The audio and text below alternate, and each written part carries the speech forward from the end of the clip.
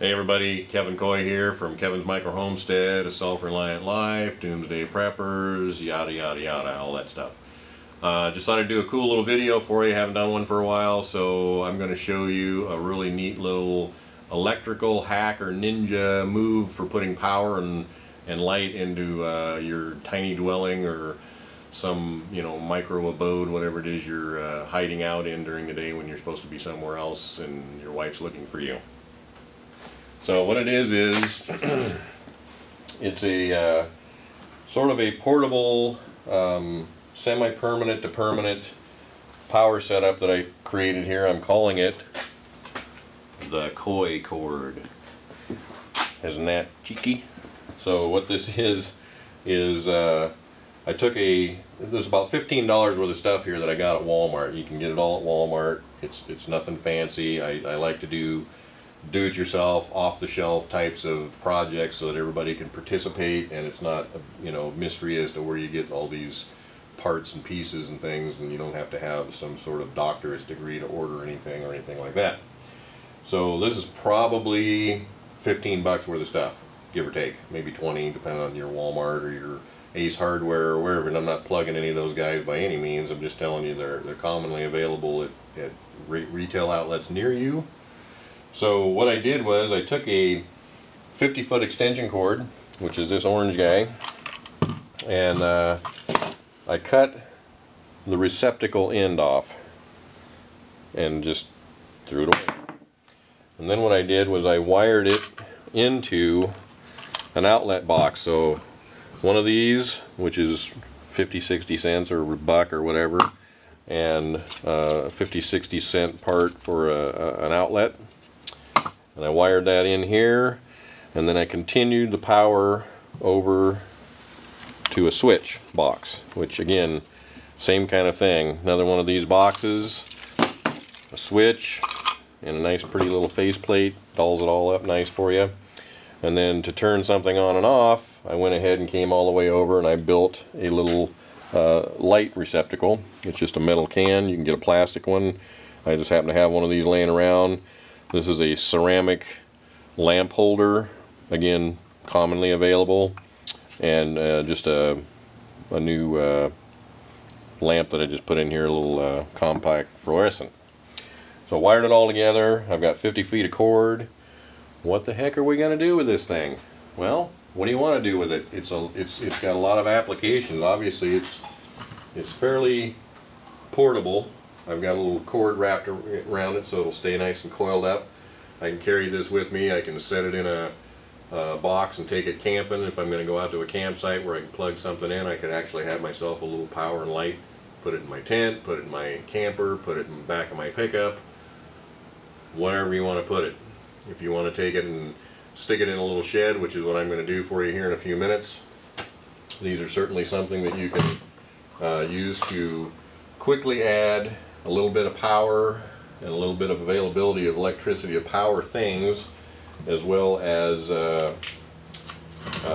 have some light in your building. So the tools I used were pretty simple. If you really didn't have any tools whatsoever, you could use a couple of screwdrivers to do the wiring, and a razor knife or some sort of a knife that you can use to cut the plastic off the wiring and open up the wires and expose them. Maybe a little bit of electrical tape to tape up some of the wiring inside to keep it from touching each other. And that's about it if that's all you got.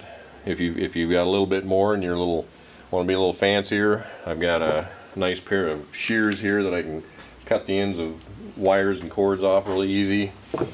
Electrical tool here to crimp and splice and strip wires quickly and easily, cut them and so forth. A pair of pliers is going to be handy just to bend wires, and some of that wire is pretty stiff, so you're going to want to use something to bend it and get it to go into the various pieces that you're wiring it up to here.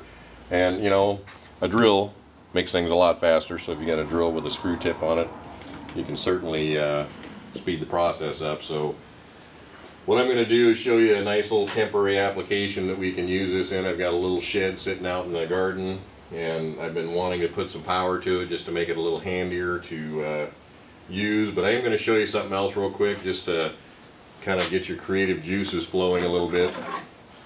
And this is something I'll probably add to the building shortly, but what I did was I just bought a little $5 what they call jelly jar outside light for the side of a house or a building or whatever. And normally you would hardwire these into the electrical system on a building, but I took an old power cord and cut it off the end of a dead power tool that wasn't working anymore, and I went ahead and wired this together so that I could quickly and easily put this in wherever I want it. And all you got to do is have an outlet out there or what have you, and you got yourself an instant light. You can poke a hole through the side of the wall, run the wires through, and plug them in, and you got light outside of a building or a structure or a whatever it is you're putting it in. It doesn't matter. This is just a kind of a handy little quickie hack that you can do, so I just thought I'd show you that. Costs, you know, $5, and so that's pretty handy. Instant security lighting, or just lighting to have out there so you can see at night if you're outside in the garden and you're working and you don't want to trip and fall over your rake in the dark and all that kind of stuff. I'm going to double check, make sure this light right here is working for me. Yes, okay. Alright, well, let's go out and we'll put this in a shed and I'll show you a quick easy install and we'll go from there.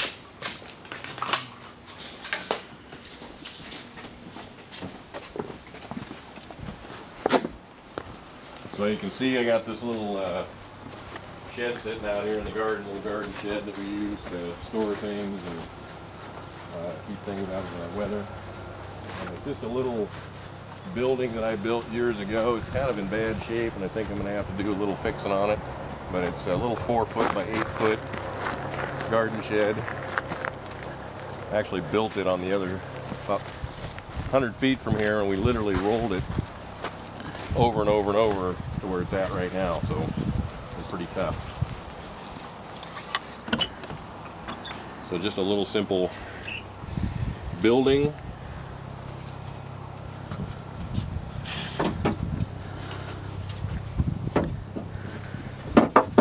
How's the lighting in here? Can we see what we're doing? We're going to fix that. That's the purpose. So if it's a little dark, pardon me, but I'm gonna, you can see I've got this all coiled up. This is regular household wiring, Romex 12-2 wiring that I hardwired into all these appliances, so it's a little stiffer than the cord. So the first thing I'm gonna head and do is run the cord out of the building, and so I'm just gonna shove it through here because I know it'll fit. I've already done this once because I make sure that I'm perfect before I go on camera. And I'm going to walk over and plug this in so we can see what we're doing.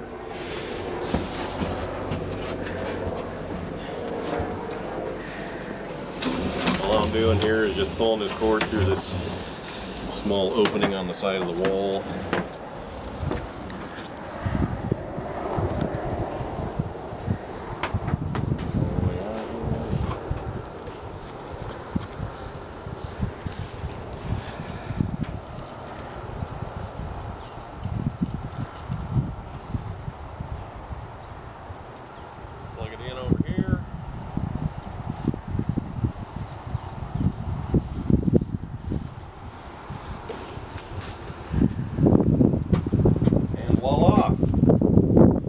We have light inside of our building just like that. Quick and easy. So all we need to do now is just sort of spread this out to wherever we want to put it. It's sort of a custom deal, so what I might do right off the bat is just get this light up here somewhere high where I can keep it out of the way. And so all I'm going to do here, I'm going to go this way. I got some staples here that are actually made for hanging this wire, so bear with me here while I stick this on. Real live DIY. See if Kevin smashes his fingers with the hammer, which would not be the first time. So I'm not going to really tack that in real hard because I may want to just take it out of here at some point, but I did want to just, you can bend these things around, just kind of mold it the way you want to. It's kind of like electrical Play-Doh. How's that for an analogy? So I'm just going to do this again. Is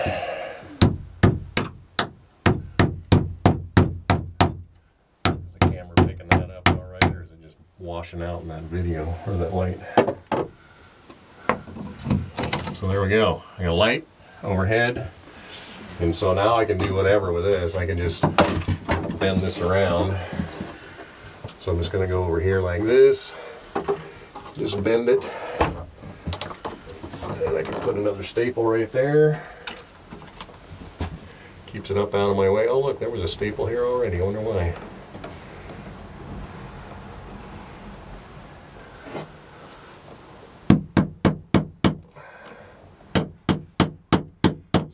Be careful when you're nailing this that you don't smash the wires while you're putting it together.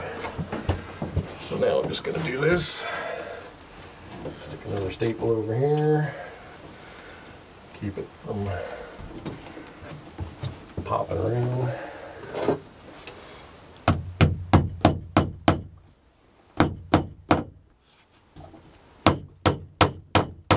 Okay. Then I'm going to want one for my switch. So I'm just going to kind of come up here until I get my switch where I want it, which is about right here. I'll stick a staple in this.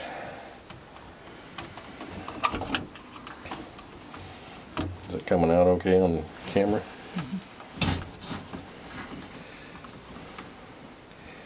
think that's a dead spider. Oops. Hold on here, where'd my staple go?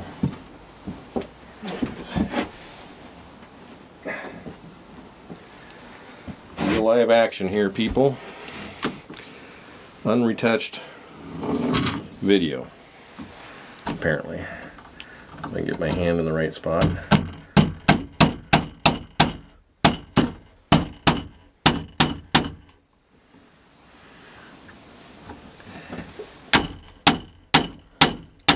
Doing close-ups with your camera person right in the middle of what you're doing makes it a little more interesting anyway.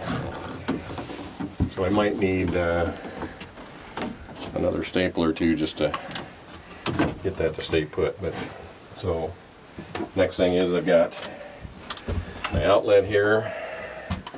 I'm just going to stick that over here for the time being.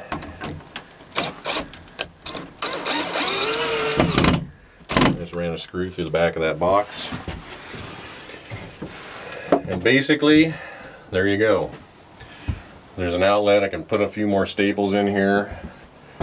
This is certainly not weatherproof stuff, so you don't want to have it exposed to rain and so forth. So it is plugged in, however, at the other end to a ground fault circuit interrupter or a GFCI outlet. So if moisture does get into these things, it'll trip that back there like a little mini breaker right on the outlet. And that way I don't have, you know, a big cause for alarm to get shocked. So what do? You got your little light switch, you open the door up right off the bat, you can turn your light on and off. We can mount that a little better here. Just wanted to give you an idea. But I left a little bit extra wire so you can sort of, you know, come into any building and have enough extra wire to figure out where you want to mount it, give you some room to come back down to a switch that's about, you know, waist level or so when you walk in, flip the switch on and off. And you know, then you can plug something in over here. And I got these groovy rope lights. Let's see if this works.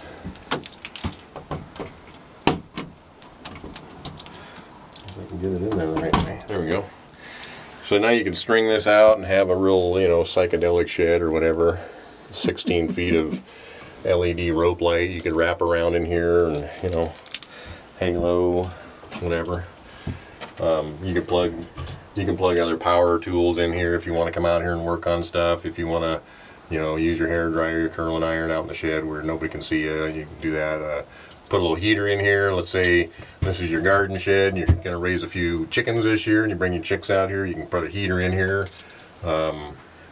Whatever, you know, if it's your chicken coop, put a light out here so they start laying eggs for you. So a lot of different things you can do. Hope you had fun. Hope that worked out for you. I'm going to probably play around with this shed in a few videos just to use it as my backdrop for, you know, various hacks and ninja cool stuff that we can do. The next video coming up, we're going to do a little plumbing. We're actually going to put in a temporary water system in here with a sink and incoming water and a drain and so forth, and I'll show you how to put something like that together that's really cool, and we'll figure out how we're going to mount that in here and hook it up so you can use that in your own you know, buildings, dwellings, sheds, hideouts, forts, tree houses, whatever you got. Okay, cool. See you on the next video.